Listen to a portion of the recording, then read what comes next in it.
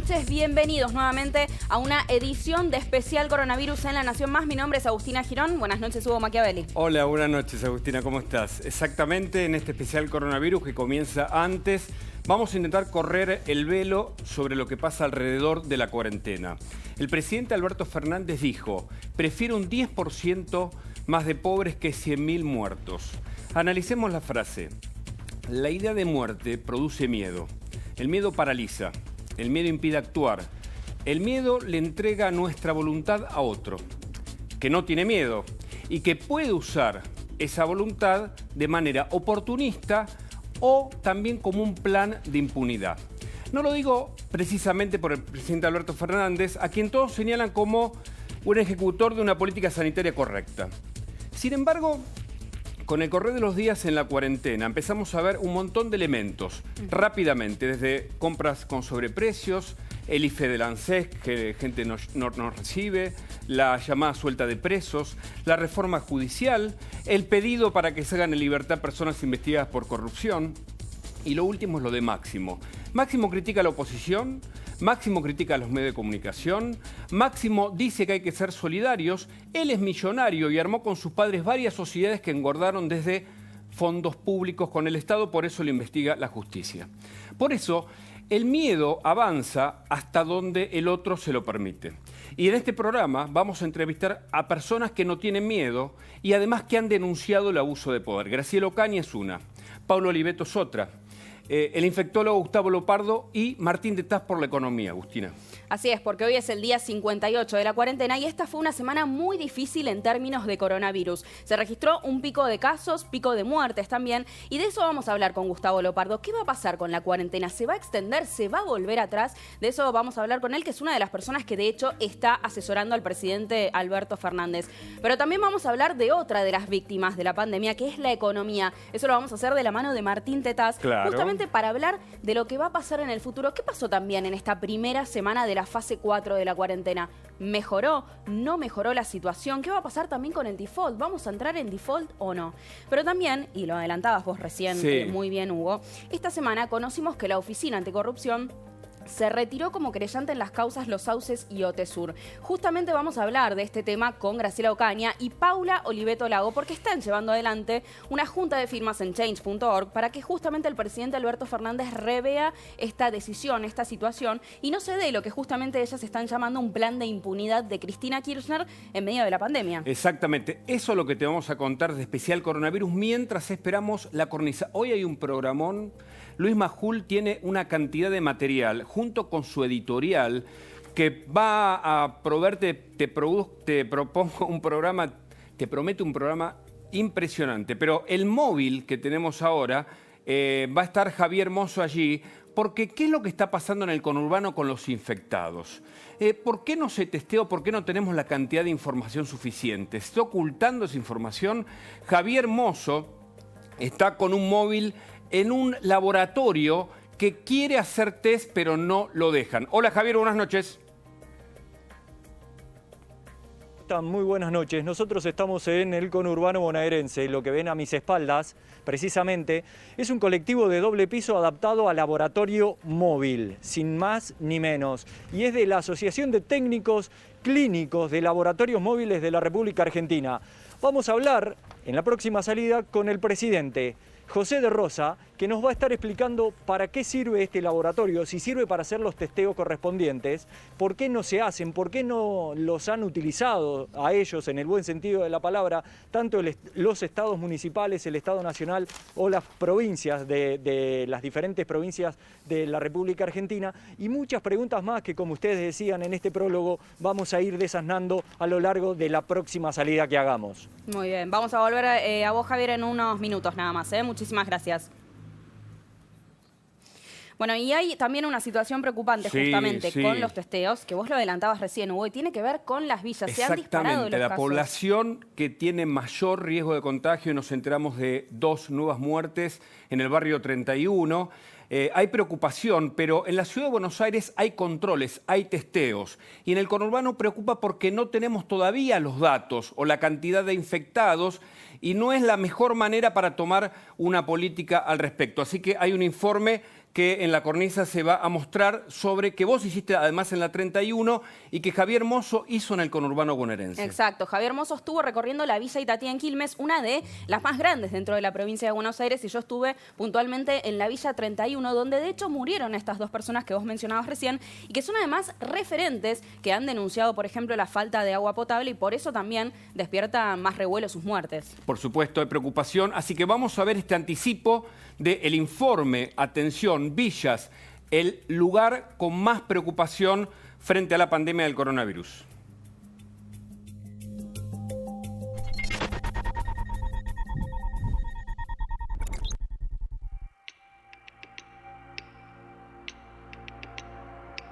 Con esta gran cantidad, ¿no?, de infectados nuevos hay muchísimo menos movimiento, ¿no? Quizás la gente ya está tomando conciencia de este problema y de alguna manera está tratando de resguardarse y tratando de salir lo menos posible. No se guarda la cuarentena. Muchos no usan barbijo. Más adentro de la villa se juntan a jugar a la pelota. Faltaría un poco de control. Que acá se prolifere la pandemia sería catastrófico. Decidimos hacer lo que se llama una búsqueda activa de casos sospechosos. ¿Por qué?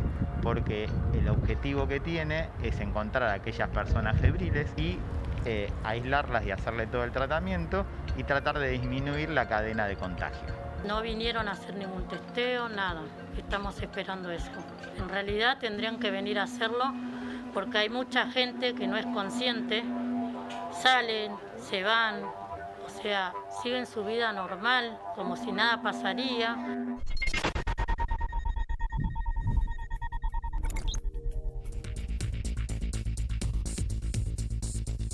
Seguimos en especial coronavirus. Estamos en comunicación con Gustavo Lopardo, un prestigioso infectólogo. Gracias por atendernos. Y la pregunta es, teniendo en cuenta que la región del AMBA es la más frágil frente al coronavirus, ¿por qué no se testea lo suficiente en el conurbano bonaerense? ¿Cómo les va? Buenas noches. Un gusto y gracias por la invitación. Definitivamente la región más afectada de nuestro país en este momento es AMBA. Y en particular vemos que son algunos barrios en los que se vive en condiciones en las cuales cumplir con el distanciamiento físico sin ninguna duda resulta muy dificultoso. Y es por eso que en este momento se está comenzando a trabajar con una modalidad de un testeo proactivo. Hasta este momento todos decíamos, si usted vive en Capital y tiene fiebre, tos, dolor de garganta, llama al 107, y en la provincia, respondiendo a su pregunta, lo mismo al 148. Ya se comenzó a trabajar en algunos barrios, en el barrio 31, en la 1, 11, 14, en la 21, 24, yendo a las casas activamente el sistema de salud a interrogar quiénes tienen síntomas, a buscar a los contactos y testearlos. Y esto se va a ir extendiendo en la región del AMBA para poder identificar y aislar a las personas infectadas. Nosotros, es verdad que es bueno que se estén haciendo estos testeos masivos, pero bueno, la realidad es que esto va a continuar, se sabe. ¿Cómo hacer para que las personas que todavía no se han infectado o incluso aquellos que logren recuperarse y vuelvan después a sus casas no sigan infectándose? Porque la situación de hacinamiento continúa.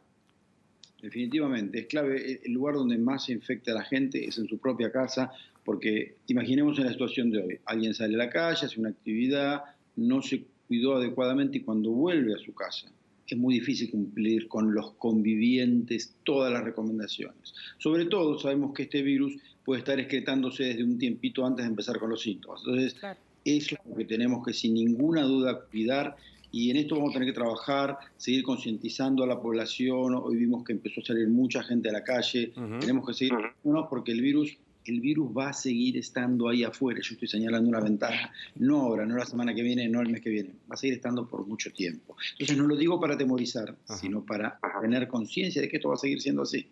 En Lopardo, ¿dónde tenemos la mayor crisis? Si bien se tomaron buenas medidas para frenar el contagio comunitario, donde hoy la Argentina tiene su eslabón más frágil.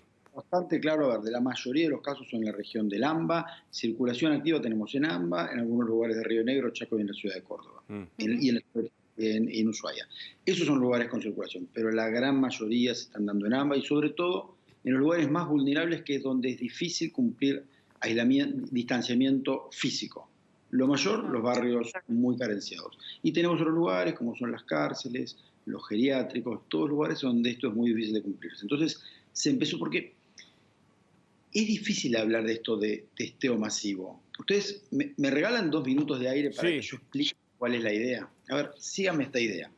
Ustedes ya todos aprendimos que hay un tipo de test que se llama PCR. Esos que nos ponen un hisopo en la nariz y buscan si tenemos el virus. El hisopado. El hisopado. Empezó haciéndolo solo el Malbrán y hoy hay una enorme cantidad de laboratorios públicos y privados que lo hacen. Después todos aprendimos que hay un test que se llama el test rápido, ¿de acuerdo? No es rápido porque nos permite hacer diagnóstico más rápidamente, es porque el resultado tarda 20 minutos. Pero eso es sangre y busca anticuerpos. En líneas generales sirve para saber el que la tuvo. Lo que hicieron en Plaza Constitución, Plaza Miserere, Retiro. Eso no es para diagnóstico agudo en líneas generales. Claro, los que tuvieron antes. Entonces, el momento agudo de la persona que tiene el virus infecto es por este método PCR, que esta semana tuvimos la buena noticia que hay una nueva metodología llamada LAMP, desarrollada en Argentina. Bien, métodos que buscan al virus. El que tiene el virus es porque en ese momento está infectado y puede transmitir, es decir, puede contagiar. Entonces, testeos masivos. Voy a usar la palabra que es muy clara, el voleo. Tiene poco sentido. Imagínense, el barrio de Flores es uno de los barrios que está bastante castigado en la ciudad de Buenos Aires. Ir y decirle a todos los vecinos de Flores, hoy los testeo, si no tienen ningún síntoma, probablemente tenga que hacer un enorme despliegue. Doctor, pero hay villas enormes de enorme población en el conurbano en donde no se sabe todavía cuál es la situación real. Y ahí hay hacinamiento, con lo cual uno tiende a pensar que va a ser lugar de foco de contagio. Bien. Perfecto, pero por eso yo no lo llamaría entonces masivo, sino dirigido a las poblaciones vulnerables. Esa era la pregunta. Voy a testear miles de asintomáticos que además me dan PCR hoy negativo, pero por ahí se infectan dentro de 3 días. Tener la PCR hoy negativo no quiere decir que nunca me infecté, es que miro una radiografía de hoy. Entonces, donde usted señaló me parece muy bien, porque yo le estoy diciendo esto y usted me dice, pero exacto, hay que ir a buscar esos lugares donde hoy es el foco en la Argentina. Hoy hace un ratito sobre el informe, 260 y pico de casos fueron los que hoy se diagnosticaron, y la mayoría se están concentrando en estos 3 barrios, y seguir trabajando proactivamente en los lugares donde sabemos que la gente no va a poder cumplir con el distanciamiento físico, va a ser lo que probablemente nos permita seguir manteniendo con esta curva aplanada con la que hasta ahora estamos viniendo. Doctor, esta fue una semana difícil porque se registraron varios muertos, un pico de contagios. La pregunta para los que no somos infectólogos es la siguiente, ¿no? Se está extendiendo la cuarentena, pero con varias flexibilizaciones. ¿Es correcto hacer estas flexibilizaciones justamente cuando nos estamos acercando al pico de la pandemia? En realidad, las mayores flexibilizaciones tuvieron que ver con lo que se llama la diferencia geográfica, fragmento geográfica, donde hay lugares del país donde no ha habido casos, extremos, Formosa y Catamarca, otros lugares donde hace semanas o muchos días que no hay casos, y tiene bastante lógica, sobre todo si ellos se mantienen cerrados, porque no van a importar casos, pero seguir vigilando, Claro. Que una provincia hace 20 días que no tengo casos, no quiere decir que no pueda haber una persona que fue asintomática o alguien muy joven que lo cursó y sigue el virus dando vueltas. Entonces, que no haya casos no es que ganaron la batalla, es que hay que seguir peleando. Entonces hay que hacer una fragmentación geográfica, eso lo comparto y creo que definitivamente en AMBA, donde vivo yo, donde seguramente viven ustedes, no tenemos que flexibilizar, por eso va a depender lo de que todos hagamos que el número de casos no aumente y no se empiece a multiplicar en la forma que no queremos, porque el esfuerzo que hemos hecho, en 3 días se cumplen 2 meses, ¿no es cierto? El 20 de mayo hará 2 meses que estamos todos en este aspo, llamado popularmente cuarentena. Es un esfuerzo enorme que hemos hecho ustedes, yo y 45 millones de habitantes. No lo echemos por la borda. Doctor Gustavo Pardo, le agradezco mucho el contacto por estar con nosotros en el especial coronavirus. Gracias por invitarme. Buenas noches. Bueno, y recién el doctor hablaba justamente sobre los testeos y en un lugar para hablarnos de eso está Javier Mozo. Javier, buenas noches. Hola Agus, nuevamente hola Hugo. Estamos en el interior de este laboratorio móvil. Ustedes observen, acá están las butacas, como se pueden ver, 1, 2, 3, 4, 7 butacas y a la persona que vamos a entrevistar, que es el presidente de la Asociación de Técnicos de Laboratorios de la República Argentina, José de Rosa. Aquí están los tubitos, están las jeringas, está todo preparado. El presidente de la Asociación de Técnicos de Laboratorio nos va a explicar cómo se hacen los testeos, si están bien hechos, por qué este colectivo no está utilizándose de manera habitual o diaria por el Estado, cuáles son los inconvenientes y muchas cosas más que cuando ustedes lo decidan vamos a estar indagando en minutos. Muy bien, Javier, ya volvemos con vos, pero tenemos a Martín Tetaz con nosotros para que nos cuente una información de último momento. Atención, porque la economía no solo está en riesgo de default, ustedes saben que el 22 de mayo finalmente hay un vencimiento muy concreto de la deuda, sino que además empieza a haber problemas de recesión, incluso dicen de desabastecimiento, porque los precios se mantienen estables y fijos de acuerdo a la Secretaría de Comercio hasta fines de junio. Así que vamos a tener a Martín Tetaz con una información clave, por supuesto, que la anticipamos aquí en Especial Coronavirus mientras esperamos la cornisa con Luis Majul. Hoy un programón, Agustina. Hay de todo, los informes en las villas, pero además las editoriales de Luis Majul y una cantidad de invitados y de investigaciones que son imperdibles y que van a comenzar, por supuesto, unos minutos antes, como comenzamos nosotros con este especial. Hugo, también unos minutos antes, sí. Importantísimo lo que estamos mostrando ahora en pantalla en la Quinta de Olivos y esta reunión de último momento entre Fernández y Guzmán, porque sabemos que se está terminando de definir justamente la situación con los bonistas. Se sabe que hay por lo menos 3 que han rechazado la oferta del gobierno y que están haciendo una contraoferta. Uno de estos grupos de bonistas, de hecho, este fin de semana hizo oficial esta decisión de rechazar la oferta y hacer una contraoferta al gobierno, con lo cual son días muy importantes porque también de eso depende si finalmente la Argentina irá o no a default. Exactamente, un default que puede ser el tercero durante el último tiempo de la historia argentina, pero el segundo en 20 años. Si la Argentina entra en default, entra en cesión de pago, puede realmente haber un problema de fondo para la situación socioeconómica que, claro, está cada vez más complicada. Por eso hay una cumbre ahora. Alberto Fernández y Guzmán reunidos en Olivos.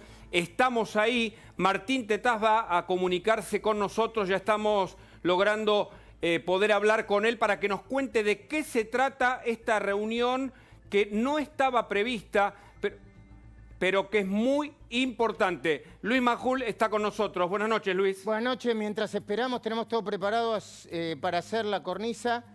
Por supuesto, es una reunión muy importante. ¿De qué están hablando? ¿De qué van a hablar? De la deuda. En las últimas horas hubo una oferta que todavía no se conoció de uno de los grupos inversores más importantes que está analizando minuto a minuto el gobierno. Hay en el gobierno una posición más técnica, que es la del ministro Guzmán, diría más académica, más enamorada de su tesis, de cuando presentaba tesis universitarias, y hay una posición más política que es la del presidente Alberto Fernández. El presidente Alberto Fernández en las últimas horas les hizo saber a los fondos de inversión, quizá el fondo de inversión más importante, BlackRock, que hay plena voluntad del gobierno para acordar. Hay plena voluntad del gobierno para acordar. ¿Cuándo? ¿Cómo? Algunos dicen que puede ser antes de la semana que viene, con el primer cierre, el cierre del viernes que viene. Otros dicen que si la negociación está abierta, lo van a mantener muchos días más y que en un acuerdo entre partes eso no sería inconveniente. Desde el punto de vista político, Alberto Fernández tiene 2 fortalezas. Una, ser el presidente de la pandemia, con todo lo que esto significa y toda la adhesión que tuvo. Y la otra, apostar no a un default, sino a una negociación fuerte, pero que termine con un acuerdo. Eso, desde el punto de vista político, lo podría ayudar. Luis, ¿vos pensás que hay algunos sectores, aunque sean minúsculos, dentro del gobierno que pueden especular con el default para que el Estado siga actuando de manera libre y la maquinita se siga también aplicando como política? Entiendo, Hugo Machiavelli, que Martín Tetaz ya está con nosotros. Mi mirada, que es una mirada política, es que al presidente no le conviene ir al default. Y hasta te diría que ni siquiera a la vicepresidenta Cristina Fernández de Kirchner le conviene ir al default, porque default hoy más pandemia es sinónimo de profunda destrucción de la economía, que como bien viene diciendo Martín Tetaz, el jueves en Mirá dio los datos de la cantidad de pymes que estaban a punto de cerrar. Ese contexto de recesión, destrucción de la economía y marcha al default sería muy negativo para las consecuencias de Alberto Fernández. Y además hay encuestas que dicen que la mayoría de la gente, hay una encuesta de las últimas horas, quiere pagar la deuda, quiere pagarla en buenos términos. Pero está Martín Tetaz, lo estoy viendo en pantalla. Sí, está Martín Tetaz con nosotros. Gracias, Martín, por estar en este especial. No, al contrario, gracias por la invitación. ¿Tu mirada? Sí, coincido en lo que plantea Luis. Para nada está la posibilidad de que el gobierno quiera ir a un default. Tan es así que la información que tengo yo es que incluso Alberto Fernández ha corrido un poco a Martín Guzmán del centro de la escena de la negociación. De hecho, un poco al ir a una negociación en la cual acepta pagar un poco más, lo desautoriza un poco porque el propio Guzmán había dicho que la oferta que hacía el gobierno era lo máximo que podía pagar Argentina de manera sustentable. Si ahora el presidente viene y dice, bueno, en realidad es otra cosa lo que podemos pagar, lo desautoriza un poco a Guzmán y ya hay versiones inclusive que lo ponen a Guzmán con un pie afuera del Ministerio de Economía. Y entonces eso explicaría también la voluntad bastante firme del presidente de cerrar un acuerdo, que hoy, ya te digo, el mercado está más o menos en 60-40, valuándolo cuando uno mira la probabilidad implícita que tienen los seguros de default de Argentina. Perdón, Martín, perdón, chicos, perdón, Agustina, perdón, Hugo Machiavelli. Sí, claro. Gracias por la ventanita que me regalan y yo me meto y pregunto, laburo de eso. Adelante. ¿Estás diciendo que se analizó la posibilidad de que Guzmán se apartara del Ministerio de Hacienda en el medio de las negociaciones? ¿Lo ves posible, Martín? Por supuesto, no en el medio de la negociación. Esto termina esta semana y ya sabremos si hay una extensión, el famoso standstill que vos comentabas recién, o si directamente Argentina acuerda con los acreedores. Son estos tres escenarios posibles, ¿no? O sea, Argentina acuerda con los acreedores, Argentina va a un default porque no paga el vencimiento de bonos que cae el día 22, o Argentina consigue un acuerdo con los acreedores para pagar ese vencimiento y prorrogar un poco la nueva negociación. Esos son un poco los tres escenarios que se avecinan, pero en cualquiera de esos tres escenarios es complicada la posición de Martín Guzmán, por lo que te decía recién, Luis, porque Guzmán fue muy firme. Primero fue un ministro nombrado para un contexto puntual, donde el principal problema de la economía argentina era el problema de la deuda. Hoy ese no es el principal problema. Hoy el principal problema son las consecuencias económicas de la pandemia, las consecuencias económicas de la cuarentena. Y no es justamente Martín Guzmán la persona que está siendo el pivote central de esa política para temperar esos efectos. Martín, ¿y sí puede ser el fusible Guzmán frente a la negociación que pueda resultar negativa? Bueno, por eso digo, en cualquier escenario es compleja la situación de Guzmán. Probablemente, paradójicamente, sea menos compleja en un escenario en el cual Argentina no acuerda, porque esa es la posición de él, la posición inicial de él. Digamos, obviamente Guzmán quiere que Argentina llegue a un acuerdo, pero si Guzmán dice yo puedo pagar 35, ustedes quieren que pague 70, yo puedo pagar solamente 35, y esto es lo máximo que puede pagar Argentina siendo sostenible, es difícil para Guzmán aparecer con una oferta diciendo está bien, pagamos 50, porque ayer dijiste que 50 no era sostenible. Entonces él estaría contradiciéndose y comprometiéndose a pagar algo que él mismo dijo que no podía pagar. Claro. Entonces es difícil, es muy compleja la situación de Guzmán, y vuelvo sobre este punto. En este contexto, la deuda no es lo más importante para el gobierno, y Guzmán, la figura de Guzmán, no tiene por ahí la fuerza que necesita el gobierno para transitar la cuarentena con alguien que centralice la política económica, todas las medidas que está tomando el gobierno para paliar las consecuencias de la cuarentena y del COVID. Ahora, Martín, te traigo esto que vos decías recién, ¿no? De que no es la principal preocupación en este momento. Para que la gente entienda, si efectivamente llegamos a entrar en default, ¿qué nos pasa a nosotros, a los argentinos? ¿Qué le pasa al bolsillo, al día a día? En la semana que entras en el default no pasa nada, probablemente sí haya un poco más de brecha cambiaria, es posible que haya, de hecho un poco el salto en la brecha cambiaria está ya adelantando esa expectativa complicada respecto al default, pero en el mediano y en el largo plazo Argentina se queda sin financiamiento, con lo cual toda la instancia de reconstrucción que viene una vez que haya bajado el agua del COVID y se haya despejado la cuestión sanitaria y haya que reconstruir la economía, que va a ser una tarea muy difícil, bueno, sin financiamiento es todavía más difícil. Perdón que... ¿Hasta dónde llega el dólar, chicos? Martín, para vos? Martín, vos venís advirtiendo sobre dos cosas muy serias. Una, la suba del dólar, como consecuencia, entre otras cosas, de la emisión y algunos otros fenómenos que vos planteaste que seguramente nos vas a volver a recordar. Y la otra es que esta reunión de ahora, nosotros ya estamos yendo con el móvil ahí. En cuanto llegue Javier Mozo me avisan, ¿no? ¿O nos avisan? ¿Ya llegó? ¿Todavía no? Me avisan, por favor, Ya vamos a Olivos, porque algunos dicen que esta reunión es sorpresiva, pero otros dicen es que está haciendo una especie de cumbre económica porque quiere comprometer a Culfas, a Guzmán y a todo el equipo económico, porque evidentemente le trajeron el dato de que hay ¿cuántas pymes a punto de quebrar, a punto de cerrar, Martín? Hay en Argentina 100.000 pymes que va a ser difícil, que están replanteándose seriamente la posibilidad de abrir sus puertas, incluso en el eventual escenario que el gobierno dijera se terminó la cuarentena, no hay ningún problema, todo el mundo puede producir. En algunos sectores es obvio, en el sector turismo, en el sector de bienes durables, pero en otros sectores, como por ejemplo, ayer hablaba con un empresario de la ciudad de La Plata, que es un empresario gastronómico importante, me mostraba una encuesta que tienen en la ciudad de La Plata, donde prácticamente la mitad de los bares y restaurantes de la ciudad de La Plata que nuclea esta asociación, la mitad está considerando la posibilidad de no reabrir. Si incluso ante la eventualidad que el gobierno dijera, bueno, ya está, se terminó la cuarentena, pueden volver a abrir. Martín, ¿te parece que esta situación justamente derivada de la pandemia le va a servir al gobierno como una especie de chivo expiatorio, digamos? Porque parece que cualquier situación complicada a nivel económico que suceda después se le va a poder achacar a la pandemia, digamos. No, vos podés, digamos, es casi irrelevante. Vos podés echarle la culpa a lo que quieras. La gente finalmente va a evaluar su situación personal en términos electorales y en términos de cualquier apoyo o no apoyo al gobierno. Es decir, circunstancialmente puede haber algo de comprensión en que la situación tiene que ver con la pandemia y además cuando uno mira alrededor, ninguna economía del mundo se salvó de esta.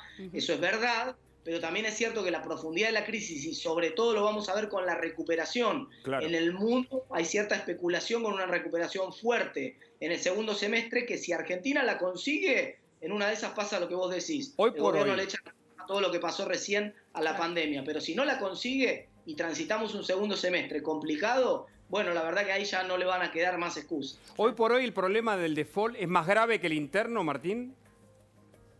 No, para nada, para nada, porque, insisto, el problema, estamos hablando de una caída de la actividad económica durante el mes de abril del orden del 20%, Estamos hablando de que la cantidad de empresas que van a cerrar sus puertas se cuenta en decenas de miles, algunos cálculos, como mencionaba yo, llegan hasta 100.000. Estamos hablando de una situación realmente desesperante que no tiene comparación con lo que podía llegar a pasar si nosotros solamente entrábamos en default. Para ponerlo esto en números, la economía es probable que este año termine cayendo más cerca del 10% que del 5% que decían los cálculos preliminares. Y aún en una situación, si solamente hubiera ocurrido el default, por ahí la economía caía 2 o 3 puntos. Es decir, es mucho más grave la situación de la cuarentena que el eventual financiamiento más caro o falta de financiamiento que genera el default. Martín, yo dentro de un ratito voy a analizar algo que yo creo que la mayoría de la gente no se dio cuenta porque trata de volar bajo este dirigente que te voy a hablar. Un discurso de Máximo Kirchner,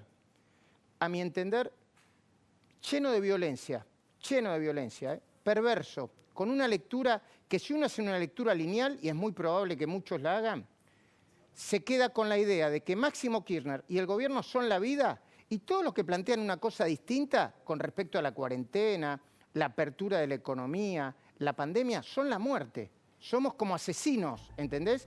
Una cosa, a mi entender, muy peligrosa. Mirá, perdón, no quiero ser dramático, sí quiero poner en contexto como corresponde. Hubo una grieta que empezó en 2008, el conflicto con el campo. Pero esto que está planteando Máximo Kirchner, si es la línea ideológica de Máximo, de Cristina, de los chicos grandes de la Cámpora y del kirchnerismo, va a ser una grieta sanguinaria, porque genera odio. Imagínate, si solamente el gobierno o el kirchnerismo es la vida y todo lo demás somos la muerte, somos prácticamente asesinos. Y en el terreno económico, no Prat Guy, vos no vas a poder ni decir buen día, que sos un economista que analiza la realidad, Martín.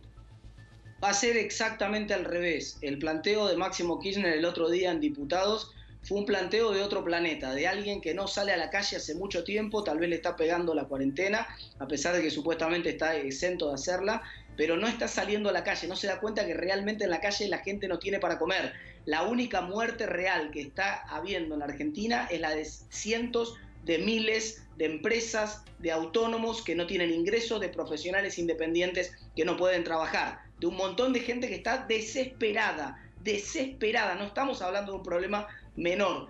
La única muerte que hay en Argentina es esa muerte. El gobierno está exagerando la situación, tratando de crear, si realmente ese es el planteo. Además, Máximo Kirchner el otro día en Diputados fue muy triste el papel que cumplió, muy triste, se notó que no tenía formación, que no tenía prácticamente capacidad para el cargo que detentaba, porque tuvo una expresión muy poco feliz, sugiriendo que la gente que trabajaba no generaba ningún valor. Dijo algo así como, ¿para quién van a ir a trabajar? Señor Máximo Kirchner, para ellos. Claro. Cada vez que una persona trabaja hay un beneficio de dos vías. Primero, porque produce un bien y servicio que la sociedad necesita y que la sociedad valora. Segundo, porque se gana su sustento. Si no comprenden esa cuestión básica del funcionamiento del capitalismo, están haciéndonos una propuesta que nos retrotrae en la historia unos cuantos años, épocas bastante nefastas. Bueno, Martín, como vos estás de lunes a jueves en Mirá y obviamente venís siguiendo todo lo que dicen los sanitaristas y hacés cuentas entre la economía y lo sanitario, sabemos que no sos un especialista en epidemias, pero que tenés una mirada. Vos sabés que en las últimas horas hay una especie de juego político donde le quieren echar la culpa a la ciudad, eventualmente, si viene un pico muy fuerte y si pasa a la provincia de Buenos Aires, de la pandemia y de nuevo de la muerte. ¿Cómo estás viendo vos esta progresión desde el punto de vista de la econometría? La progresión vinculada con los contagios, las pandemias, las villas. Hoy tenemos un informe en la cornisa de la Villa Itatí y de la Villa 31, que es realmente muy preocupante. ¿Qué es lo que está pasando en la provincia de Buenos Aires? ¿Y dónde está el pico? Si está muy lejos, si va a estar dentro de 3 semanas, o si nos tenemos que quedar muy tranquilos y hasta contentos. A ver, nosotros entramos en esta cuarentena por la preocupación de que desbordara el sistema de salud. Y el sistema de salud, cuando uno mira la cantidad de personas internadas en terapia intensiva, la curva clave que nosotros teníamos que mirar está planchada hace 3 semanas en 170 casos. De hecho, bajó en los últimos días. Hay menos gente en terapia intensiva de la que había hace 20 días atrás. El panorama desde el punto de vista del sistema de salud está colapsado, pero por otra razón, porque hay gente que tiene patologías que tienen que ver con cuestiones, por ejemplo, cardiovasculares, que no recibe atención hace cerca de 2 meses y se está complicando ese panorama. Desde el punto de vista del COVID, no es ese el panorama. Obviamente, cambian, hay 2 problemas, hay lo que en estadística se llama un problema de clústeres. Hay grupos puntuales dentro de la ciudad de Buenos Aires. Perdón, Martín, explica qué son los clústeres. Claro, un clúster es un grupo que tiene una dinámica propia. Es como si hubiera un bicho con una dinámica propia en un lugar particular. Adentro de un geriátrico el contagio es fenomenal y encima es en una población que es de alto riesgo. Adentro de una villa miseria el contacto también es más grande porque no se respeta la cuarentena como se puede respetar en un barrio de clase media de la ciudad de Buenos Aires. Pero esto que te estoy contando no deja exento ni a los geriátricos de la provincia de Buenos Aires ni a las villas miserias de la provincia de Buenos Aires. Es un problema de toda el área metropolitana de Buenos Aires que, por supuesto, cuando uno va a medir, se mete en la villa y empieza a medir, encuentra más casos positivos y esto es exactamente lo que acaba de pasarle a la ciudad de Buenos Aires. Obviamente, más gente infectada en esos lugares seguramente va a implicar que esa gente en algún momento sale, va a trabajar y entonces tiene más chance de contagiar al resto de la gente. Pero cuando uno mira el resto de los datos de la ciudad de Buenos Aires, la velocidad a la cual están creciendo los contagios, me decía una fuente muy cercana del Ministerio de Salud de la ciudad, la velocidad a la cual crecen los contagios sin mirar lo que pasa dentro de esos clústeres es la misma que hubo en los últimos, te diría, 30 días. ¿Y por qué no se flexibiliza la cuarentena en materia económica si esto no se incrementa, digo, si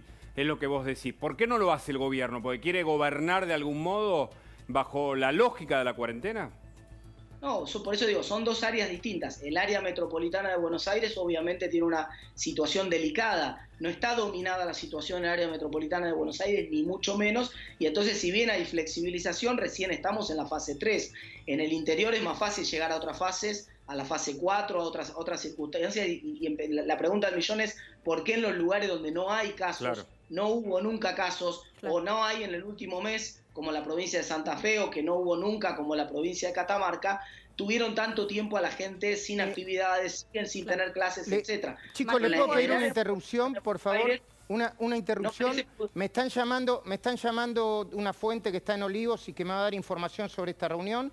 Yo le puedo pedir, está Roberto Kachanowski, ya entiendo yo. Sí. Yo salgo un poquito para ver si hay información de último momento de esta reunión. Si está Javier Mozo en Olivos, lo ponen, por favor. Bien. Y siguen con Roberto Kachanowski. Perdón la interrupción, pero la información de último momento y la actualidad manda, ¿eh? Tenemos un programa muy cargado en la cornisa.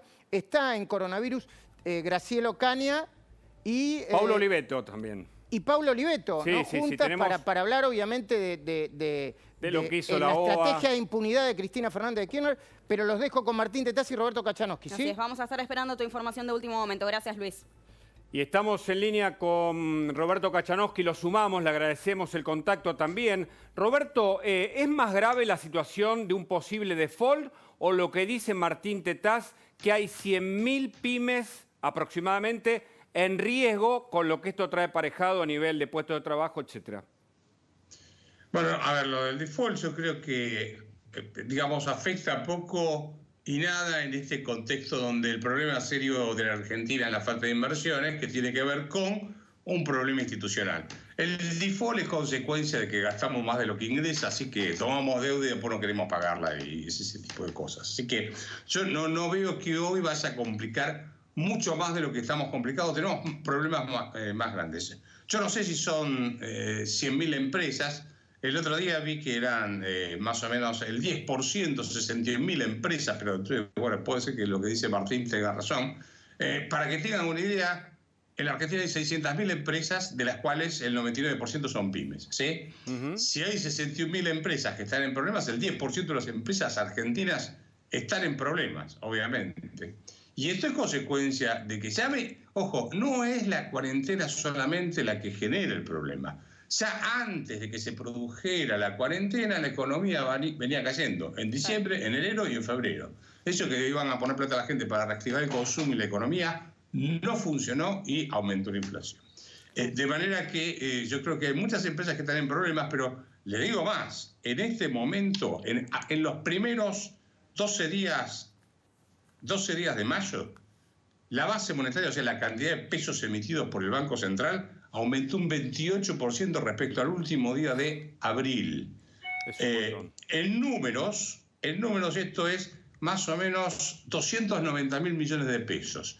Es más de lo que recaudó el mes pasado el gobierno, o sea, recaudo de impuestos, una parte va para la provincia, otra queda para la nación. Bueno, lo que quedó para la nación eran 230.000 millones o cosas por el estilo.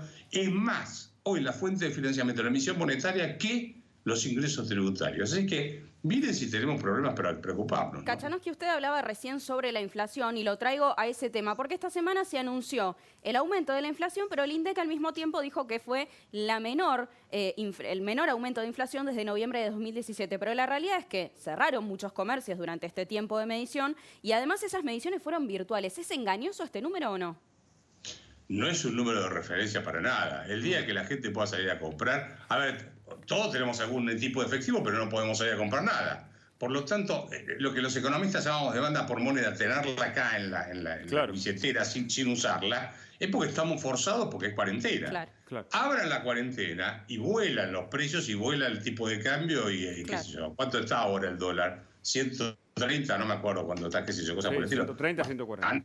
140, anda a buscarlo. ¿Sí? Claro. Entonces, acá tienen un problema muy serio, ¿eh? Ojo que la recaudación está cayendo, el gasto público está aumentando y están financiando todo con un chorro de emisión monetaria que lo disimularon ahora transitoriamente. Martín, ¿cuál es tu opinión al respecto? Sí, no tengo retorno, no lo escuché a Roberto porque no tengo retorno, pero claramente... Él decía así, justamente, que hay emisión, pura emisión, pero que hay un problema de recaudación enorme y que ese es uno de los ejes de la crisis económica. Mira, los 2 meses anteriores, durante abril y durante marzo, el gobierno recibió más financiamiento del Banco Central que de la AFIP. Recibió 200.000 millones de pesos en el mes de marzo y 215.000 millones de pesos en el mes de abril. Y en lo que va de mayo ya recibió 290.000 millones de pesos de transferencias del Banco Central. Obviamente es un ritmo de emisión que no hay economía que aguante, es imposible. Obviamente Eso tiene un impacto primero en el dólar y después en el resto de los precios de la economía. Ustedes mencionaban recién el dato de inflación. El promedio dio 1,5, pero la inflación en el supermercado, alimentos y bebidas, dio 3,2, que está más en sintonía con lo que le está pasando a la gente cuando va al supermercado, ¿no? Una pregunta para los dos. ¿Hay plan económico? Digo, Guzmán está con el tema de la negociación de la deuda externa, pero a nivel interno, ¿quién maneja la economía en la Argentina? No sé si Martín me escucha o no. Sí, ahora sí te escucho, Roberto. Ahora sí. ¿Cómo estás? ¿Qué decís, Martín? Bueno, justamente estaba dando los mismos números. Los primeros 12 días de mayo, la base monetaria aumentó 290.000 millones de pesos. Justamente más que la recaudación seguramente va a ser, ¿no? No, mucho más que la recaudación, sin duda. Seguro, lo dan como transferencia de utilidades, que son un invento, pero vos y yo sabemos, los economistas sabemos que es emisión pura, ¿no es cierto? El dinero si vos lo querés llamar Diego Maradona, lo llamás Diego Maradona, pero el impacto en la economía es el mismo. Exactamente. La pregunta era, perdón, me fui de la pregunta. ¿Quién maneja la economía interior, digamos? Porque Guzmán se lo ve con el tema de los bonos y por supuesto, la deuda externa. Pero en el frente interno, ¿quién maneja la economía? ¿Hay plan económico? Es una pregunta para ambos. Yo creo que no hay un plan económico. El plan económico es emitir y nada más. La verdad, vamos a ser sinceros, para poner un cepo cambiario, emitir moneda y controlar los precios y pisar la tarifa de los servicios públicos y el tipo de cambio, no hacía falta traer un tipo de Colombia. Claro. Cualquiera de acá te lo hacía, ¿no? O sea que, y además el tema de la refinanciación de la deuda, la tenés que hacer con un plan económico atrás. ¿Cuál es el plan económico? Muchachos, espérenme 3 años que después cuando yo de 3 años vemos que yo le pago. Esa no es una forma de negociar, me parece, ¿no? Yo creo que había un plan, después discutimos cuánto más, mejor, peor, había un plan hasta que llegó el COVID. Ese plan era normalizar la deuda. La expectativa del gobierno era que la normalización de la deuda descomprimiera el mercado de cambios y que mucha gente que había atesorado dólares en estos 2 años de crisis se decidiera a volcarlos nuevamente al consumo y a la inversión y la economía pudiera recuperarse. Mal que bien, ese era el plan del gobierno, criticable o no, ese era el plan. Ahora que vino el COVID no hay más plan y da la sensación que ya no alcanza, que incluso aunque Argentina consiguiera una renegociación exitosa de la deuda, tampoco alcanza y no parece haber un plan coordinado y claro de cómo se sale de la pandemia y cómo se reconstruye la economía argentina, sobre todo en un escenario donde no va a haber ingresos fiscales, que es lo que está planteando Roberto acá, ¿no? Martín, perdóname, no sé si tengo un segundo más. A ver, yo coincido con vos, pero el plan en realidad era ponerle plata en el bolsillo a la gente, ¿te acordás? Sí, pero inicialmente ese era un plan que estaba en el discurso. Ellos eran bastante conscientes de ser, por lo menos de parte de Guzmán, de ser moderados en la emisión. El planteo no era un planteo, fabriquemos billetes y pongámoslo en el bolsillo de la gente. Lo que está pasando, no sé si comparto tanto, pero no importa. O sea, yo creo que ellos dijeron, bueno, sacrifico inflación y trato de reactivar el consumo y le pongo plata en el bolsillo de la gente. Acordate que salieron con la tarjeta alimentaria, que fue un montón de plata que mandaron al mercado. Sí, o sea, vos mirás la expansión monetaria de entrada y era muy fuerte. Después se asustaron y empezaron a meterle back. Pero no importa. Lo que digo es, eso tampoco es un plan económico. Está bien, pero vos fíjate que tan relativo es eso que la primera gran medida fuerte del gobierno fue un ajuste fenomenal a los jubilados. O sea que la idea esa de poner plata en el bolsillo de la gente, relativa, no te creas. El impacto fiscal que podía tener eso, incluso con el ejemplo del multiplicador y todo lo demás, era muy pequeñito. La apuesta general del gobierno era ser moderado en el déficit, arreglar la deuda, era más ortodoxa que heterodoxa la apuesta inicial del gobierno. Después, obviamente, Roberto Kachanowski, les agradecemos muchísimo por este contacto, ¿eh? Hasta luego. Muchas gracias. Ahí está, entonces Martín Tetaz y Roberto Kachanowski. Lo tenemos a Luis Majul del otro lado porque hay una información de último momento justamente sobre esta reunión que está sucediendo en este momento entre Alberto Fernández y Martín Guzmán. Luis. Bueno, primero, 2 capos, Martín Tetaz, compañero nuestro, y Roberto Kachanowski, gracias por el tiempo y la disposición. Bueno, me está escribiendo una persona que tiene mucha información sobre lo que pasa dentro del gobierno. Dice, hola Luis, esto es una reunión de rutina, dice, de parte del equipo económico. Cuando le pregunto de qué se trata, algunas cosas se pueden decir, otras no, pero no va a haber anuncios, no va a haber anuncios importantes. Nosotros igual estamos con el móvil ahí, porque no vaya a ser cosa que después, no es que desconfiemos de esta fuente, es muy, muy buena la fuente. La persona esa dice, bueno, de hecho yo tendría que estar en la reunión si fuese tan importante y no estoy en mi casa. Bueno, están discutiendo los temas de la economía. Martín Guzmán es deuda, pero también es, como hablamos con Martín, también es qué pasa con las pymes. Está preocupado el gobierno. Claro. Obviamente que tiene un discurso COVID, cuarentena, quédate en casa, pero está muy preocupado por la economía. Y también está muy preocupado el gobierno por cómo se está moviendo la interna. Cristina muy fuerte, muy fuerte, jugando a favor de que se le garantice la impunidad. Y Alberto, ¿qué juego hace? Yo antes de que termine el coronavirus, los voy a invitar a escuchar una idea que tengo que tiene que ver con el discurso de Máximo, pero si a ustedes les parece bien, cuando volvamos dentro de segundos vamos a hablar con dos figuras, con una que ya logró miles y miles de firmas contra la impunidad de Cristina. Estamos hablando de Graciela Ocaña, Graciela que tiene Ocaña, más de 80.000 firmas en muy pocas horas. Impresionante. Sí. Pero atención, también va a estar Paulo Oliveto, claro. Bueno, mira, si hay mujeres en la Argentina contra la corrupción, porque son las mujeres las que especulan menos, las que si no tienen que miedo, perder van y pierden, pero dicen lo que tienen que decir. No traicionan ni su pensamiento, ni su ideología, ni sus principios por un voto, una banca o un poquitito de acumulación política. Volvemos en segundos, me dicen, ¿no? Exactamente, sí, pero antes, atención, el anticipo de un informe que en la cornisa va a impactar. Se llama Los Infiltrados. Mirá.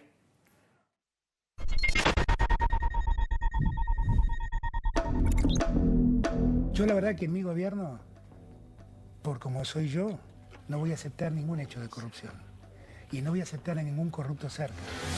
Nosotros no somos ladrones, nosotros no somos corruptos. Si un corrupto se infiltra entre nosotros, lo identificaremos y lo sacaremos del gobierno.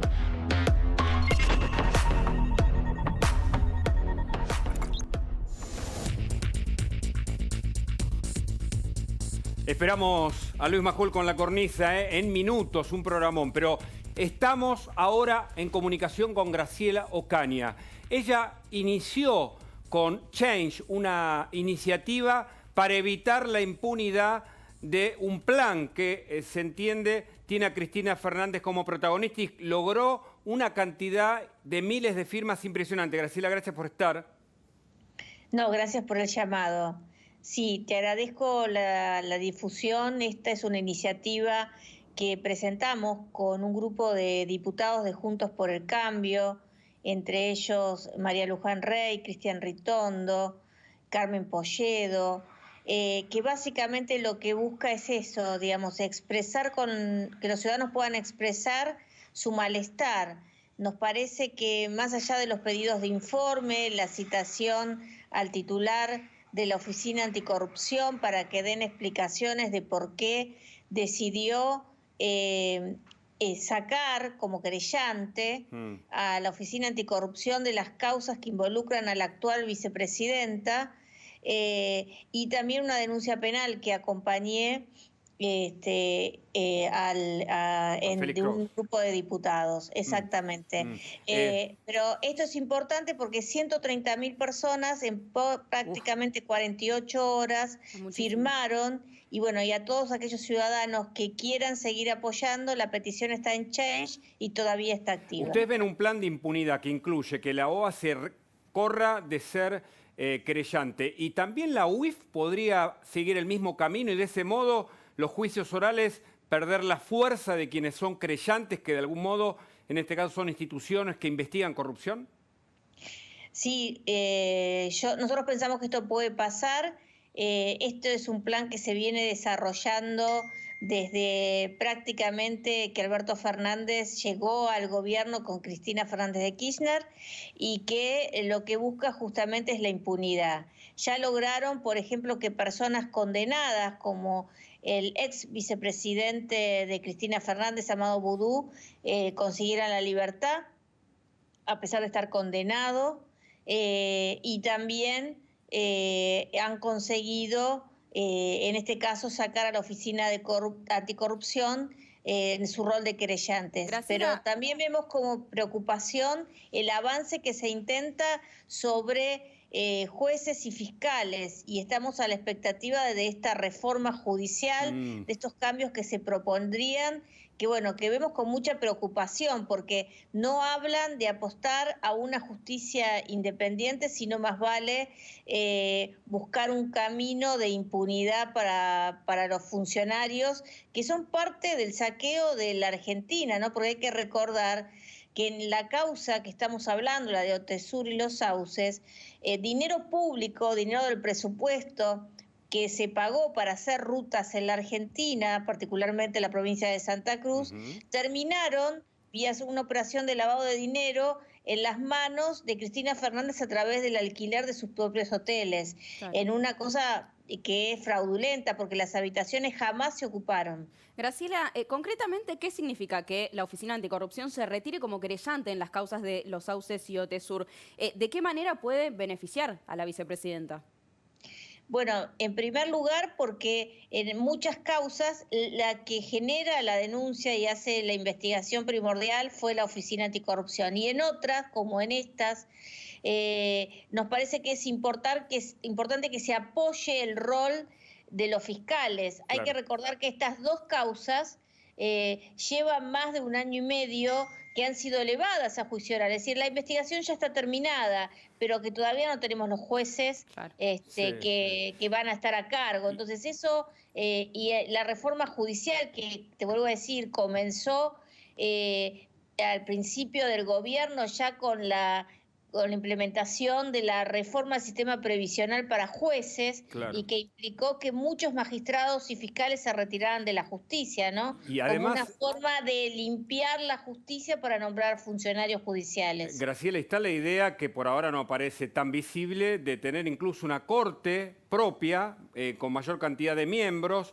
Lo que ha decidido el Consejo de la Magistratura frente a la situación de Canicova Corral, del juez Rodríguez, que son afines al kirchnerismo. ¿Ves en este plan de impunidad que la justicia también de algún modo se va acompañando a este sector kirchnerista?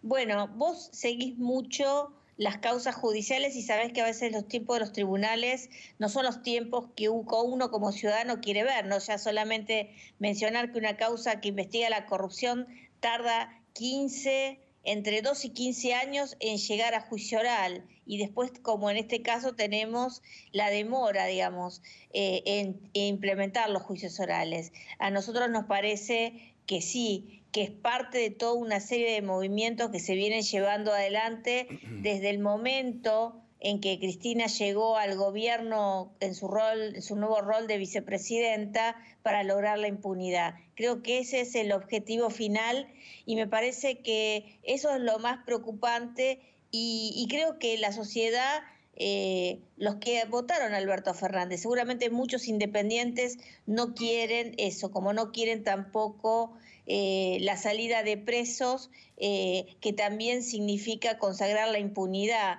Y que, Alberto, bueno, ¿es parte del plan? Eso se revirtió, Graciela, pero... o convalida es el administrador, ahora aparece Máximo lanzando aparentemente su candidatura. ¿Cómo mirás el rol de Alberto? Mira, nosotros lo que estamos haciendo es pidiéndole al presidente en esta iniciativa que no garantice la impunidad. Acá, por supuesto, la vicepresidenta está acusada, su familia, otros exfuncionarios. Lo que me parece que debe es someterse a la justicia, presentar allí las pruebas, pero lo que no se puede es desarticular las causas buscando la prescripción o directamente la impunidad vía otros mecanismos. Claro. Graciela, ya hay muchísimas firmas que se han juntado. ¿Qué te parece que va a pasar esto, no? Porque es justamente un petitorio para Alberto Fernández. Nosotros tenemos la intención de llevárselo, de alcanzárselo al presidente para que vea que no es una inquietud solamente de un sector político, sino que es una inquietud que está en la sociedad argentina. No queremos la impunidad, no queremos que se propicien leyes que terminen garantizando esa impunidad. Perdón la interrupción, tenemos a Paula Oliveto en línea y la queremos saludar. Buenas noches, Paula, gracias por estar también en el especial. ¿Crees que este plan de impunidad también incluye a Alberto Fernández? Pero por supuesto, primero digamos que es el presidente de todos los argentinos que acordó con Cristina Kirchner el mismo día que aceptó la candidatura, la impunidad y la devolución de la administración de sus bienes. Y está cumpliendo con el pacto, porque lo que no se puede soslayar en ningún análisis es que Alberto Fernández, su candidatura, no fue el resultado del acuerdo con los gobernadores, con el partido. Ella se sentó un día y le dijo, vos vas a ser mi candidato. Creo que en estas horas estamos cumpliendo un año de ese anuncio. Sí, un año. Y bueno, y el presidente de los argentinos en realidad se convirtió en una persona que tenía un poder delegado. Ahora, para las tenía dos, que cumplir un pacto. esto, tanto para Paula como para Graciela, ¿les parece que se está utilizando la irrupción en la escena, ¿no? en el protagonismo de la pandemia para poder crear un plan sistemático, o esto va más allá, ¿no? Se va a seguir extendiendo? Yo te contesto y aprovecho para saludarla a Paula. Buenas noches, Paula, ¿cómo estás? Yo creo que tras la pandemia, digamos, y la preocupación de toda la sociedad en estos temas de salud, hay gente que está, yo diría, pesando el acelerador para conseguir la impunidad. Y eso es lo que más preocupante de lo que se ha vivido en las últimas semanas, como por ejemplo también el intento de que se devuelvan los bienes a la familia Kirchner. Claro. Está Luis Majul del otro lado también escuchándolas. Bueno, yo quisiera decir. Sí. ¿Puedo decir algo? ¿Cómo no, Gracias. Paula? Buenas noches, Graciela, buenas noches, Paula. Adelante, por favor, Paula. Buenas noches. Primero que es inmoral, ¿no? En el medio del dolor por las muertes, el miedo a contagiarte y la crisis económica que estamos viviendo, producto de que los negocios y la actividad económica está cerrada, están pergeñando cómo apoderarse de uno de los poderes del Estado, como es la justicia. ¿Para qué? Para beneficiar a Cristina Kirchner, a su familia, a sus bienes y a algunos funcionarios que ahora incluso volvieron a determinados cargos de poder. Eso habla de un gobierno que tiene debilidad en su moral, en su construcción de personas. Y como segundo tema, la cooptación de la justicia empieza el mismo 10 de diciembre y el plan es anterior. ¿Cuándo? Cuando se retiran los pliegos del Senado de personas que habían ganado el concurso, cuando mandan la jubilación anticipada de jueces para quedarse con vacantes, cuando Mena se queda con el sistema de protección de testigos para de alguna manera amedrentar a los testigos que tenían que declarar en las causas. ¿Y cómo termina con este proyecto que quiere mandar? La realidad es que si vos te pones a pensar, y lo de la Oficina Anticorrupción va en el mismo sentido, claro, es como si un país, sus instituciones, su democracia estuviera sometida a una sola persona que dice con total desfachatez que la absolvió la historia por el solo hecho de ganar unas elecciones. Claro.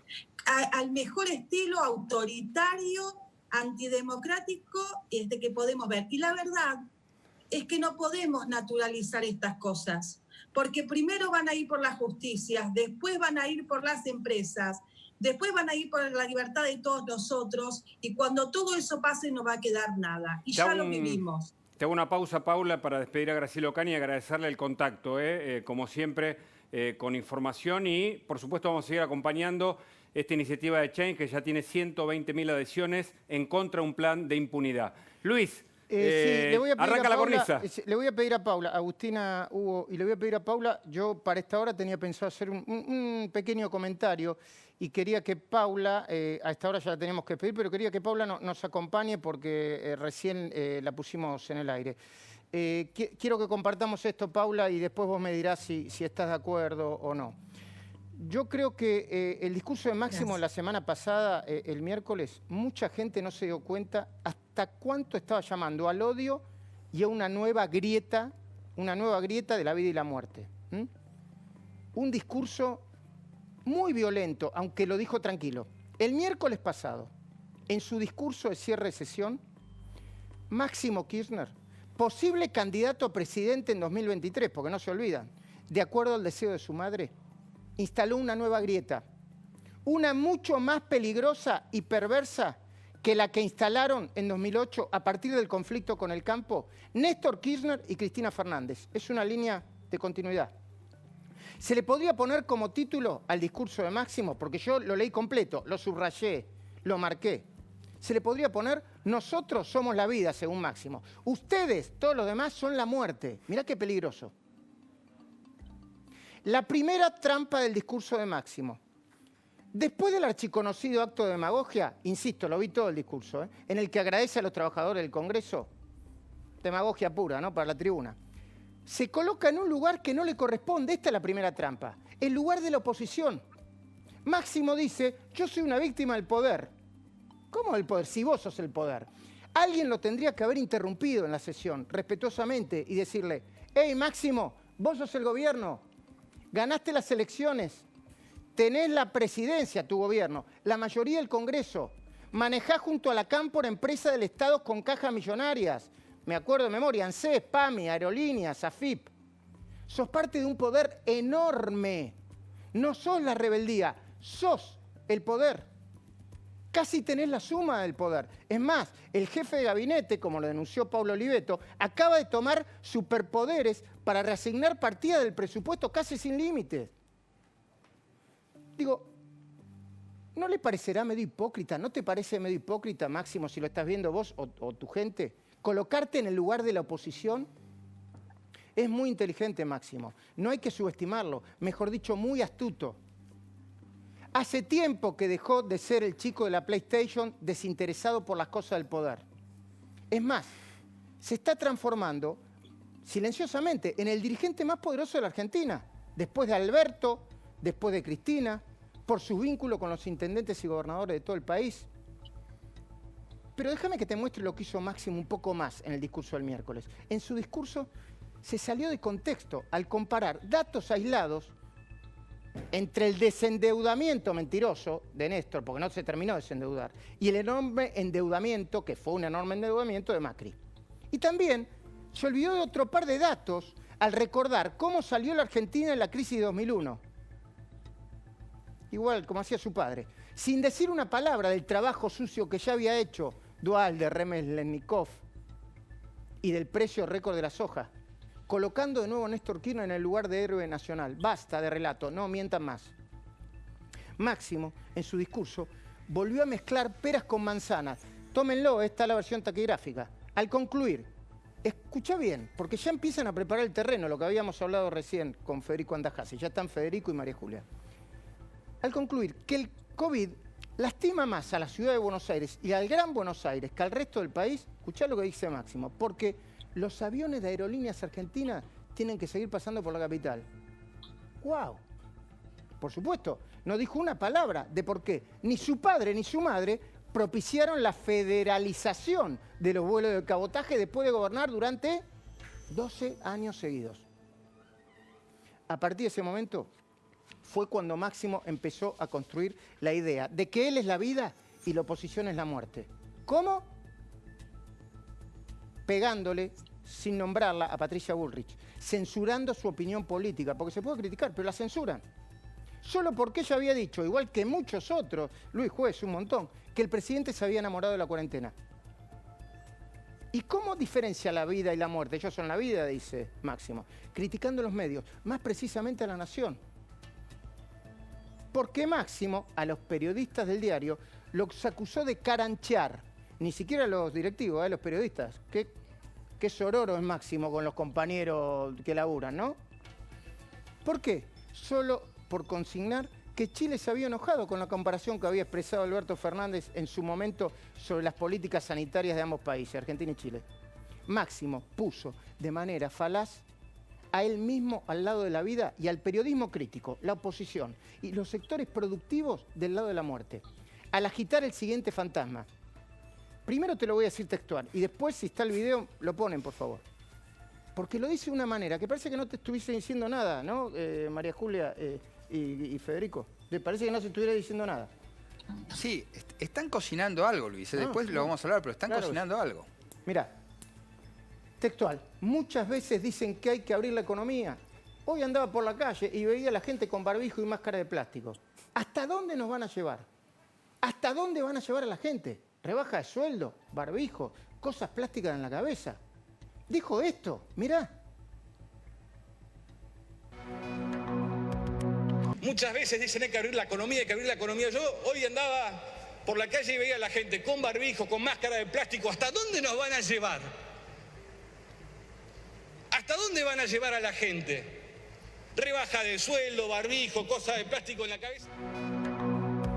¿Hasta dónde van a llevar a la gente? ¿Quién es Máximo Kirchner?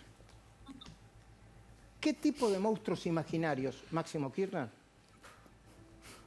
Fue, a mi entender, el párrafo más perverso y peligroso, donde Máximo metió a todos los que no apoyan al gobierno en la misma bolsa. ¿Entendés qué inteligentes que son? ¡Qué astutos! No sé cómo se habrán sentido los changarines y los que viven de la diaria antes del discurso del diputado. Ni las más de 63.000, Martín Tetaz dice 100.000 pymes que están pensando cerrar. Pero no fue lo único que dijo, no fue la única trampa que usó para exacerbar los ánimos, porque este es el problema, genera odio en la calle. Parafraseó, aunque sin citarlo, a Joan Manuel Serrat.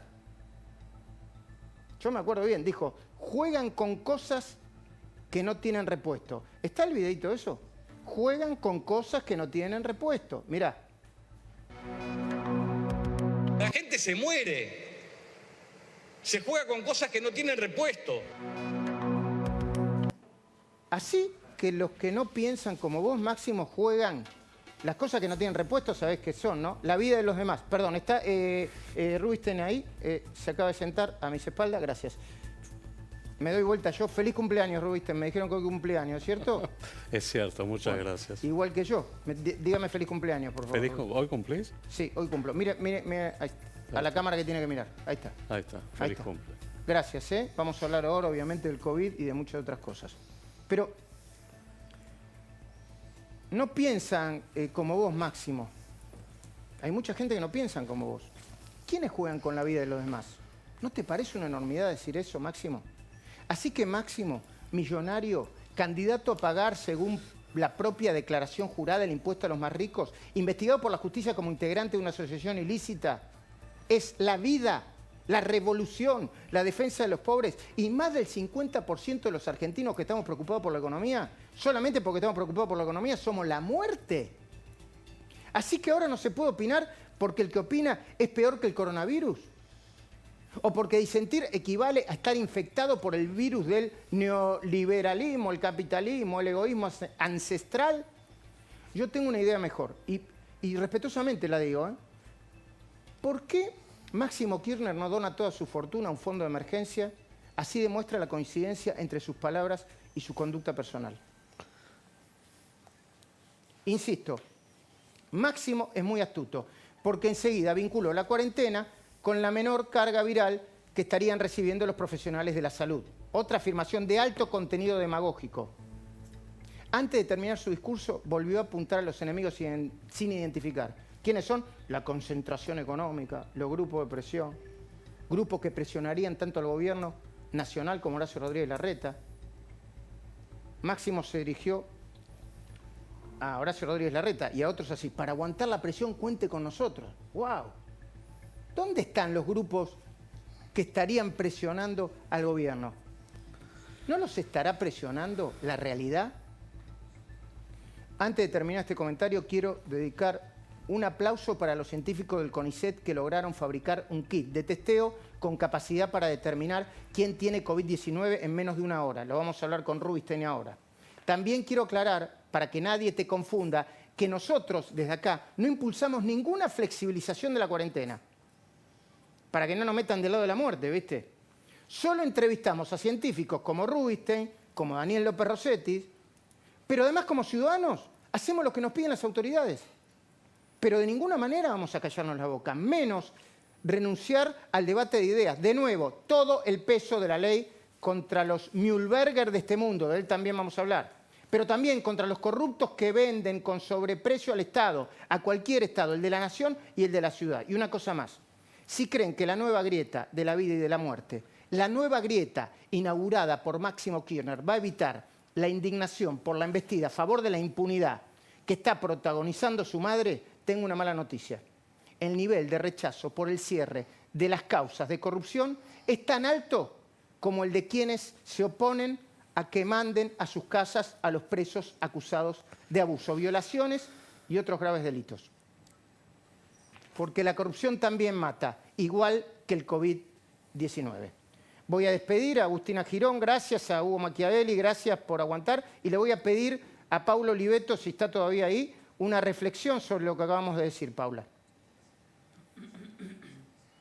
¿Ahí me escuchás, Luis? Sí, esperamos un segundito. Barrida de la cornisa y hablamos con Paula Oliveto. Ahora.